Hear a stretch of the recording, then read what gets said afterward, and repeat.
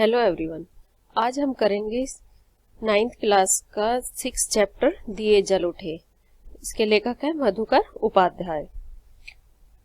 रास के बूढ़े बरगद ने वह दृश्य देखा था। दांडी कूच की तैयारी के सिलसिले में वल्लभ भाई पटेल 7 मार्च को रास पहुंचे थे।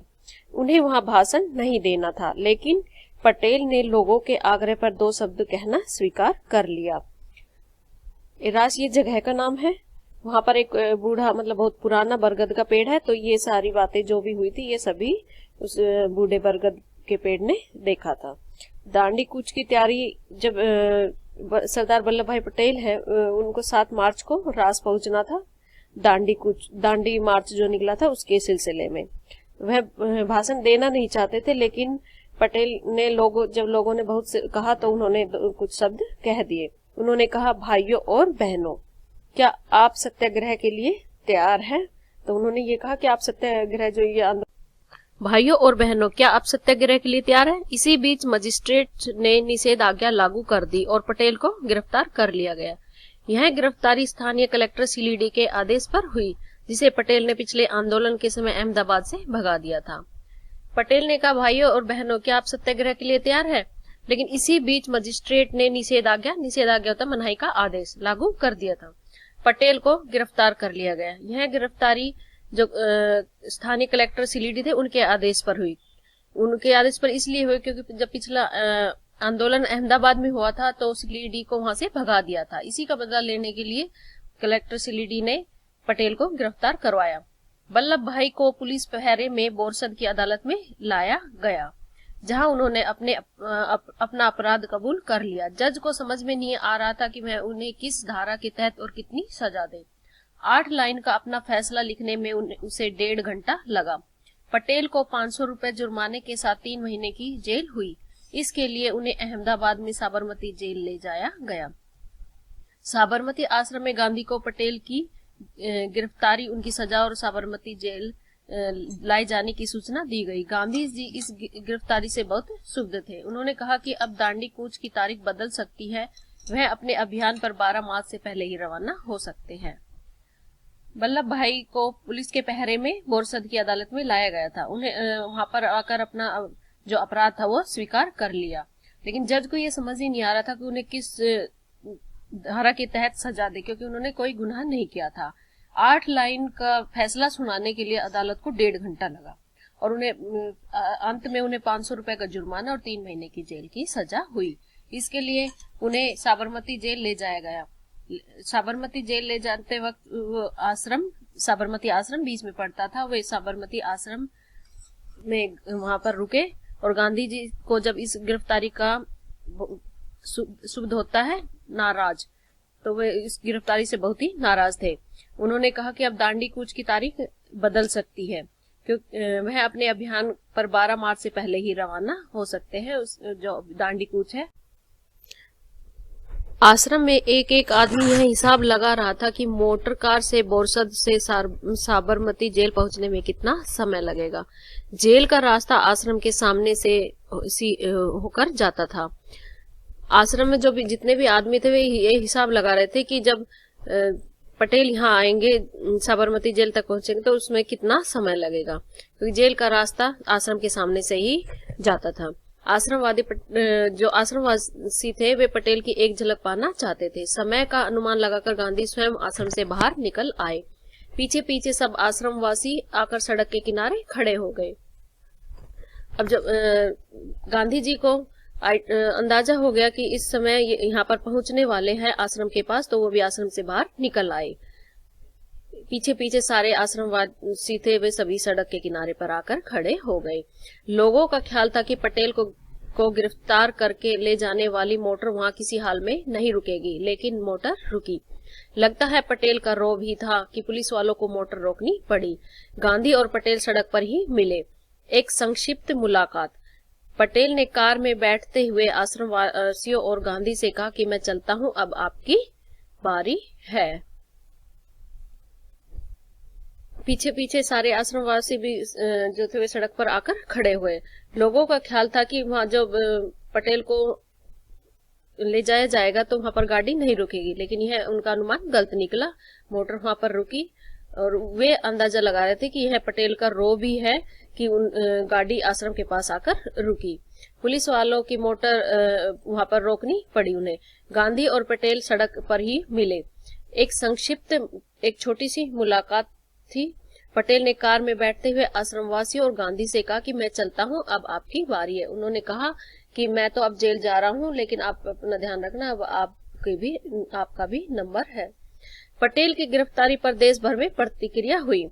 दिल्ली में मदन मोहन मालवीय ने केंद्रीय असेंबली में एक प्रस्ताव पेश किया जिसमें बिना मुकदमा चलाए पटेल को जेल भेजने की सरकारी कदम की भर्त्सना की गई। प्रस्ताव पारित नहीं हो सका। पटेल के गिरफ्तार होने पर सारे देश में हलचल हुई, क्योंकि उन्हें बिना किसी केस के अंदर कर दिया था, इसलिए सारे देश उससे नाराज थे। दिल्ली में जब मदन मोहन मालवीय ने केंद्रीय असेंबली में एक प्रस्ताव पेश किया कि जिसमें मुकदमा चलाया जाएगा कि पटेल को जेल भेजने के लिए जो सरकारी कदम था उसकी भर्त्सना मतलब बुराई की गई। लेकिन यह प्रस्ताव पारित नहीं हो सका, यह पास नहीं हुआ। इस प्रस्ताव पर कई नेताओं ने अपनी राय सदन में रखी।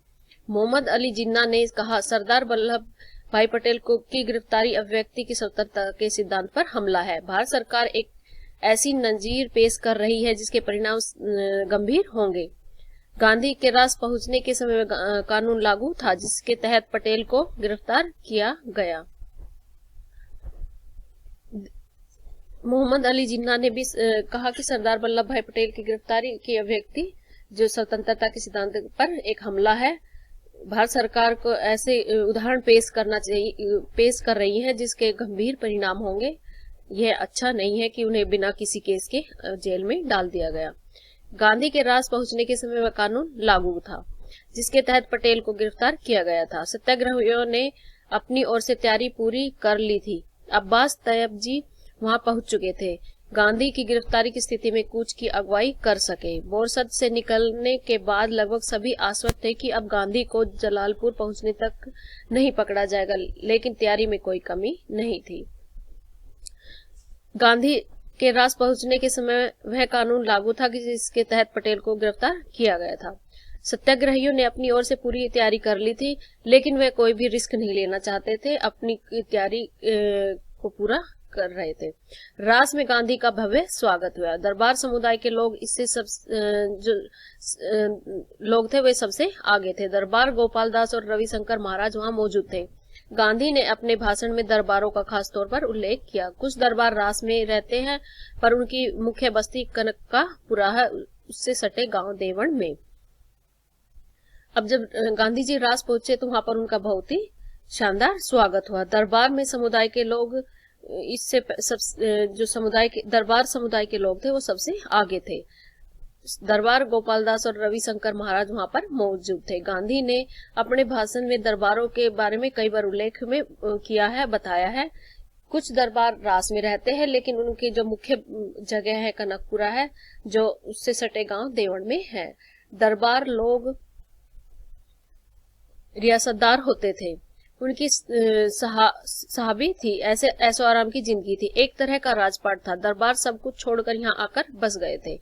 गांधी ने कहा, इनसे आप त्याग और हिम्मत सीखे।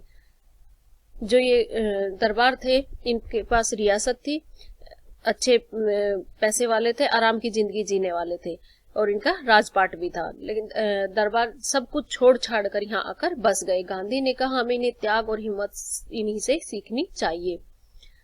अखिल भारतीय कांग्रेस कमेटी की बैठक 21 मार्च को साबरमती के तट पर होने वाली थी। जवाहरलाल नेहरू इस बैठक से पहले गांधी से मिलना चाहते थे। उन्होंने संदेश भिजवाया, जिसके जवाब में गांधी ने रास में अपनी जनसभा से पहले एक पत्र लिखा और कहा, उन तक पहुंचना कठिन है। अखिल भारतीय कांग्रेस कमेटी की एक बैठक 21 मार्च को साबरमती के तट पर होने वाली थी। जवाहरलाल नेहरू इस बैठक से पहले गांधी से मिलना चाहते थे, लेकिन गांधी जी ने कहा कि वो यह संभव नहीं है, वे उनसे अभी नहीं मिल सकते। तुमको पूरी रात एक जागरण करना पड़ेगा, यानी कि पूरी रात जागना पड़ेगा। अगर कल रात से पहले वापस लौटना चाहते हो तो इससे बचा नहीं जा सकता। तुम कल रात से वापस लौटना भी चाहते हो तो यह नहीं हो सकता। मैं उस समय जहां भी रहूंगा, संदेशवाहक तुमको वहां तक ले जाएगा। मैं जहां भी रहूंगा, तो तुम्हें वहाँ जो भी मेरा संदेश देने वाला है वह तुम्हें वहां तक ले जाएगा। इस प्रयाण मतलब यात्रा की कठिनतम घड़ी में तुम मुझसे मिल रहे हो। जो ये यात्रा की कठिन घड़ी है, तुम उससे मिल रहे हो। तुमको रात के लगभग 2 बजे जाने परखे मछुआरों के कंधों पर बैठकर एक धार पार करनी पड़ेगी। तुमको रात के लगभग 2 बजे जो मछुआरे जान पहचान वाले हैं उनके साथ ही इस नदी को पार करना पड़ेगा। मैं राष्ट्र के प्रमुख सेवक के लिए भी प्रयाण में जरा विराम नहीं दे सकता। जो राष्ट्र के प्रमुख सेवक के लिए जो मैं यात्रा कर रहा हूँ, इसमें मैं रुकावट नहीं डाल सकता। वल्लभ भाई की गिरफ्तारी के कारण रास में आम लोगों के बीच सरकार के खिलाफ प्रतिक्रिया स्वाभाविक थी। गांधी की जनसभा से पहले ही गांव के सभी पुश्तैनी मुखिया और पटेल वल्लभ भाई की गिरफ्तारी के कारण रास में आम लोगों के बीच सरकार के खिलाफ एक जो प्रतिक्रिया थी वो स्वाभाविक थी। गांधी जी की जनसभा से पहले ही गांव के सभी पुश्तैनी मतलब जिन पुश्तैनी इलाके के पीढ़ियों से चला आ रहा, पुश्तैनी होते पीढ़ियों से चला आ रहा। गांधी जी की जनसभा से पहले गांव के सभी जो पुश्तैनी मुखिया जो पीढ़ियों से चला आ रहा है, मुखिया और पटेल उन्हें अपना इस्तीफा सौंप गए थे। गांधी ने दांडी कूच शुरू होने से पहले ही यह निश्चय कर लिया था कि वे अपनी यात्रा ब्रिटिश आधिपत्य वाले भूभाग से ही करेंगे। जो ब्रिटिश का प्रभुत्व है वहीं से ये अपनी यात्रा शुरू करेंगे। किसी राजघराने के इलाके में नहीं जाएंगे। लेकिन इस यात्रा में उन्हें थोड़ी देर के लिए बड़ौदा रियासत से गुजरना पड़ा। वे नहीं चाहते थे कि किसी रियासत में जाए।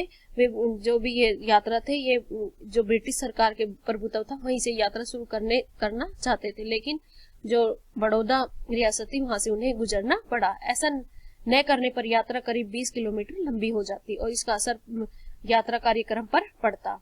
अगर वो बड़ौदा रियासत से नहीं गुजरते तो बहुत लंबा रास्ता पड़ता और ये जो यात्रा थी उसका कार्यक्रम असर पड़ता कार्यक्रम पर। सत्याग्रही गाजे बाजे के साथ रास में दाखिल हुए। वहां गांधी को एक धर्मशाला में ठहराया गया, जबकि बाकी सत्याग्रह तंबुओं में रुके। जो सत्याग्रही थे वो गाजे बाजे के साथ रास में आए। गांधी जी को एक धर्मशाला में ठहराया गया, जबकि सत्याग्रह जो ग्रही थे वे तंबू में रुके थे। रास की आबादी करीब 3000 थी, लेकिन उनकी जनसभा में 20,000 से ज्यादा लोग थे। जो रास की आबादी थी वो 3000 थी और जनसभा में उम्मीद से ज्यादा लोग आ गए थे, 20,000। अपने भाषण में गांधी ने पटेल की गिरफ्तारी का जिक्र करते हुए कहा, सरदार को यह सजा आपकी सेवा के पुरस्कार में मिली है। जब वो भाषण दे रहे थे तो गांधी ने कहा कि जो पटेल को गिरफ्तारी हुई है यह सब उसका आपकी सेवा कर रहा है, उसका उसे पुरस्कार मिला है। उन्होंने सरकारी नौकरियों से इस्तीफे का उल्लेख किया और कहा कि कुछ मुखी और तलाटी गंदगी पर मक्खी की तरह चिपके हुए हैं। उन्होंने कहा कि सरकारी नौकरियों से उन्हें इस्तीफा दे देना चाहिए। कुछ लोग हैं जो मक्खी की तरह ब्रिटिश सरकार से की नौकरी कर रहे हैं, उनसे चिपके हुए हैं। उन्हें भी अपने निजी तुच्छ स्वार्थ भूलकर इस्तीफा दे देना चाहिए। वो कहते हैं कि अपने जो निजी स्वार्थ है उसको भूलकर उन्हें उस नौकरी को छोड़ देना चाहिए। उन्होंने कहा, आप लोग कब तक गांवों को चूसने में अपना योगदान देते रहेंगे?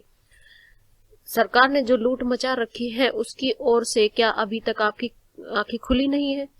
तो कहते कि जो गांव के लोग हैं, ब्रिटिश सरकार उनका खून चूस रही है और सरकार ने लूट मचा रखी है, लेकिन तुम्हारी आंखें नहीं खुलती है। गांधी ने रास में भी राजद्रोह की बात पर जोर दिया और कहा कि उनकी गिरफ्तारी अच्छी बात होगी। सरकार को खुली चुनौती देते हुए उन्होंने कहा, गांधी जी ने जब रास में जो भाषण दिया था उसमें राजद्रोह की बात पर जोर दिया था और कहा कि उनकी गिरफ्तारी एक अच्छी बात है, सरकार को खुली चुनौती देते हैं। अब फिर बादल घिर आए या कहो सही मौका सामने है। अगर सरकार मुझे गिरफ्तार करती है तो यह एक अच्छी बात है। मुझे 3 माह की सजा होगी तो सरकार को लज्जा आएगी।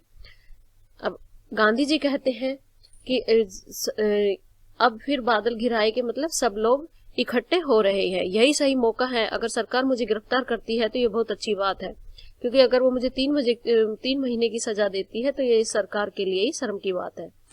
राजद्रोही को तो काला पानी, देश निकाला या फांसी की सजा हो सकती है। मुझ जैसे लोग अगर राजद्रोही होना अपना धर्म माने तो क्या उन्हें सजा मिलनी चाहिए? तो कहते हैं जो राजद्रोह करता है उसे या तो काला पानी भेज दिया जाता है या देश निकाला या फांसी दी जाती है। लेकिन मुझ जैसे लोग अगर राजद्रोही होना अपना धर्म माने तो क्या उन्हें ये सजा मिलनी चाहिए? सत्याग्रही शाम 6 बजे रात से चले गए। 8 बजे कनकपुरा पहुंचे। जो सत्याग्रही थे वे शाम 6 बजे रात से चले गए थे और वहां वे कनकपुरा में पहुंचे। उस समय लोग यात्रा से कुछ थके हुए थे और कुछ थकान इस आशंका से थी कि मही नदी कब और कैसे पार करेंगे। कुछ लोग तो सारा दिन की यात्रा से थके हुए थे, लेकिन कुछ को ये आशंका थी, डर था कि इस जो मही नदी है इसको कैसे पार करेंगे। नदी के किनारे पहुंचते ही समुद्र की ओर से आने वाली ठंडी बयार ने सत्याग्रहियों का स्वागत किया। अब जब नदी के पास पहुंचे तो जो ठंडी ठंडी हवा थी उन्होंने सत्याग्रहियों का स्वागत किया। कनकपुरा में 105 साल की एक बूढ़ी महिला ने गांधी के माथे पर तिलक लगाया।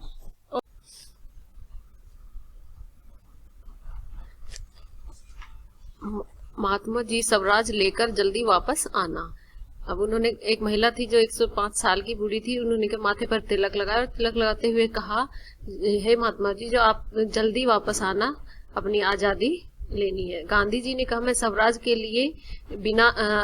लिए बिना नहीं लौटूंगा। गांधी जी की जनसभा का निर्धारित समय 8 बजे था, लेकिन कनकपुरा पहुंचने में हुई देरी के कारण उसे 1 घंटे के लिए स्थगित कर दिया गया था। गांधी जी कहते हैं कि मैं स्वराज के लिए को लेकर ही लौटूंगा।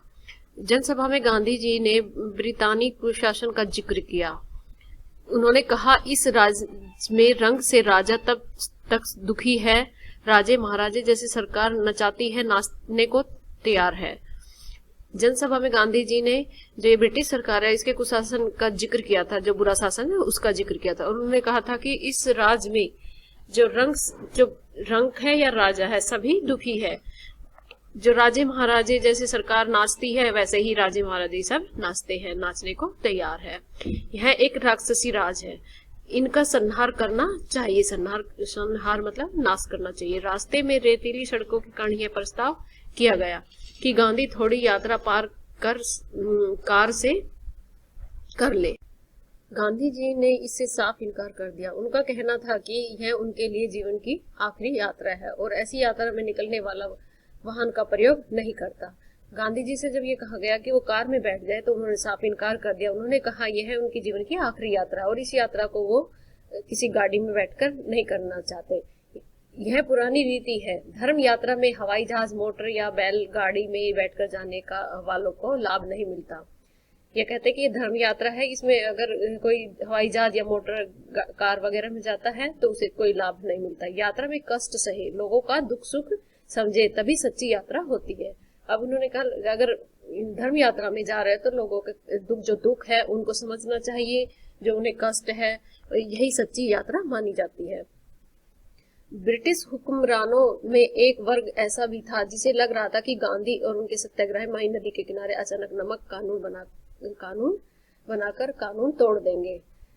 जो ब्रिटिश हुक्मरानों मतलब होता है शासक, जो ब्रिटिश शासक थे उनमें एक वर्ग ऐसा था, उन्हें लग रहा था कि गांधी और सत्याग्रही वे मही नदी के किनारे पहुंचकर नमक बनाएंगे और इस कानून को तोड़ देंगे। समुद्री पानी नदी के तट पर काफी नमक छोड़ जाता है। जो समुद्र है उससे जब किनारे पर नमक लहरें आती है तो वो नमक छोड़ती है, जिसकी रखवाली के लिए सरकारी नमक चौकीदार रखे जाते हैं। गांधी ने भी कहा कि यह नमक बनाया जा सकता है। गांधी को समझने वाले वरिष्ठ अधिकारी इस बात से सहमत नहीं थे कि गांधी कोई काम अचानक और चुपके से करेंगे। जो गांधी को जानते थे वे समझते थे कि वो गांधी जो है चुपचाप कोई कार्य नहीं करेंगे। इसके बावजूद उन्होंने नदी के तट से सारे नमक भंडार हटा दिए, उन्हें नष्ट कर दिया ताकि इसका खतरा ही न रहे। लेकिन ब्रिटिश सरकार ने जो नमक के भंडार थे वे सारे हटा दिए, उन्हें नष्ट कर दिया। नियमों के अनुसार उस दिन की यात्रा कनकपुरा में गांधी के भाषण के बाद समाप्त हो जानी चाहिए थी, लेकिन इसमें परिवर्तन कर दिया गया। जो भाषण की बाद जो यात्रा थी समाप्त होनी थी उसको बदल दिया गया, क्योंकि ये यात्रा में थोड़ा सा विलम्ब हो गया था, लेट हो गई थी। इसमें परिवर्तन हो गया था। यह तय पाया गया कि नदी को आधी रात के समय समुद्र का पानी चढ़ने पर पार किया जाएगा, ताकि कीचड़ और दलदल में कम से कम चलना पड़े। जब नदी में पानी उन्होंने सोचा था कि आधी रात में जब समुद्र में पानी चढ़ने लगेगा तो दलदल और कीचड़ कम होगी, उसमें कम चलना पड़ेगा। रात 10:30 बजे भोजन के बाद सत्याग्रही नदी की ओर चले। अंधेरी रात में गांधी को करीब 4 किलोमीटर दलदली जमीन पर चलना पड़ा। जो रात 10:30 बजे भोजन के बाद जो सत्याग्रही थे वे नदी की ओर चल पड़े। उन्होंने भोजन किया और नदी की ओर चल पड़े। आधी रात में गांधी को करीब 4 किलोमीटर जो दलदली जमीन थे उस पर चलना पड़ा। कुछ लोगों ने गांधी को कंधे पर उठाने की सलाह दी, पर उन्होंने मना कर दिया। कहा, यह धर्म यात्रा है, चलकर पूरी करूंगा। तट पर पहुंचकर गांधी ने पैर धोए, एक झोपड़ी में आराम किया और आधी रात का इंतजार करते हुए। अब गांधी ने, कई लोगों ने कहा कि उन्हें कंधे पर उठा लिया जाए, लेकिन गांधी ने यह मना कर दिया क्योंकि इसकी धर्म यात्रा है, वो ऐसा नहीं करेंगे। तो पैदल ही गए, पैदल ही यात्रा पूरी की। तट पर गांधी ने पहुंचकर पैर धोए अपने और झोपड़ी में आराम किया।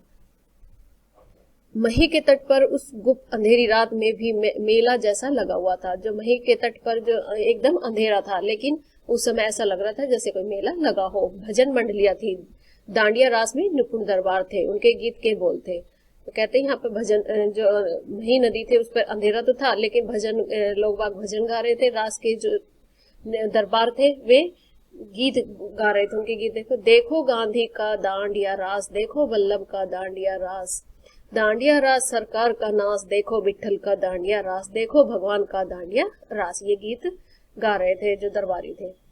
गांधी को नदी पार कराने की जिम्मेदारी रघुनाथ काका को सौंपी गई थी। जो गांधी को नदी पार करानी थी, वो जो रघुनाथ काका थे, उन्होंने ये जिम्मेदारी पूरी करनी थी। उन्होंने इसके लिए एक नई नाव खरीदी और उसे लेकर कनकपुरा पहुंच गए। इसके लिए उन्होंने एक नई नाव खरीदनी पड़ी। बदलपुर के रघुनाथ काका को सत्याग्रहियों ने निषाद राज कहना शुरू कर दिया। अब जो बदलपुर के रघुनाथ काका को जो सत्याग्रही थे वे उसको निषाद राज कहना शुरू कर दिया। निषाद राज, ये रामायण में आया है ये वर्ड। उनके पास बदलपुर में काफी जमीन थी, नावें भी चलती थी। जब समुद्र का पानी चढ़ना शुरू हुआ तब तक अंधेरा इतना घना हो गया था कि छोटे मोटे दिए उसे भेद नहीं पा रहे थे। अब कहते कि उनके पास बदलपुर में काफी जमीन थी और नावें भी चलती थी, जो रघुनाथ काका था। जब समुद्र में पानी चढ़ना शुरू हुआ तो अंधेरा इतना ज्यादा हो गया था कि छोटे मोटे दिए से तो कुछ भी दिखाई नहीं दे रहा था। थोड़ी ही देर में कई हजार लोग नदी के तट पर पहुंच गए। उन सबके हाथों में दिए थे। यह नजारा नदी के दूसरी ओर भी था। पूरा गांव और आसपास से आए लोग दिए की रोशनी से के लिए गांधी और सत्याग्रहियों का इंतजार कर रहे थे। रात 12 बजे महिसागर नदी का किनारा भर गया। रात के 12 बजे जो महिसागर जो नदी थी उसका किनारा एकदम लोगों से भर गया था। पानी चढ़ आया था। गांधी झोपड़ी से बाहर निकले और घुटनों तक पानी में चलकर नाव तक पहुंचे। महात्मा गांधी की जय, सरदार पटेल की जय, जवाहरलाल नेहरू की जय के नारों के बीच नाव रवाना हुई, जिसे रघुनाथ काका चला रहे थे। कुछ देर में नारों की आवाज नदी के दूसरे तट से भी आने लगे। ऐसा लगा जैसे वही नदी का किनारा नहीं बल्कि पहाड़ की घाटी हो, जहाँ प्रतिध्वनि सुनाई दे। प्रतिध्वनि होता है जब हम एक किसी भी खाली जगह पर बोलते हैं तो उसके विपरीत हमें अपनी ही आवाज सुनाई देती है। तो एक किनारे पर लोग, दोनों किनारे पर लोग खड़े हुए थे, तो उनकी जब बोल रहे थे तो उनकी प्रतिध्वनि जो आवाज है वो सुनाई दे रही थी। महिसागर के दूसरे तट पर स्थिति कोई भिन्न नहीं थी। जो महिसागर के दूसरे तट पर ऐसा ही नजारा था, उसी तरह का कीचड़ और दलदली जमीन। यह पूरी यात्रा का संभवतः सबसे कठिन हिस्सा था। 1.5 किलोमीटर तक पानी और कीचड़ में चलकर गांधी रात 1 बजे उस पार पहुंचे और सीधे विश्राम करने चले गए। अब जो दूसरे तट पर भी ऐसा ही हाल था, उसी तरह के दलदल और कीचड़ भरी जमीन थी। यह पूरी यात्रा संभवतः सबसे कठिन हिस्सा था। यात्रा का ये सबसे कठिन हिस्सा था। 1.5 किलोमीटर तक पानी में और कीचड़ में चलना, वो भी आधी रात में। पहुंचकर फिर गांधी जी विश्राम करने के लिए चले गए। गांव के बाहर नदी के तट पर ही उनके लिए झोपड़ी पहले से ही तैयार कर दी गई थी। गांधी के पार उतरने के बाद भी तट पर दिए लेकर लोग खड़े रहे। अभी सत्याग्रहियों को भी उस पार जाना था। शायद उन्हें पता था कि रात में कुछ और लोग आएंगे जिन्हें नदी पार करानी होगी। अब गांधी जी ने जब नदी पार की तो वो झोपड़ी में आराम करने के लिए चले गए थे। गांधी के पार उतरने के बाद भी तट पर लोग दिया लेकर खड़े थे, क्योंकि उन्हें पता था जो सत्याग्रही है और भी आएंगे और उन्हें रात में कुछ दिखाई नहीं देगा, इसलिए उन्हें नदी पार करानी पड़ेगी।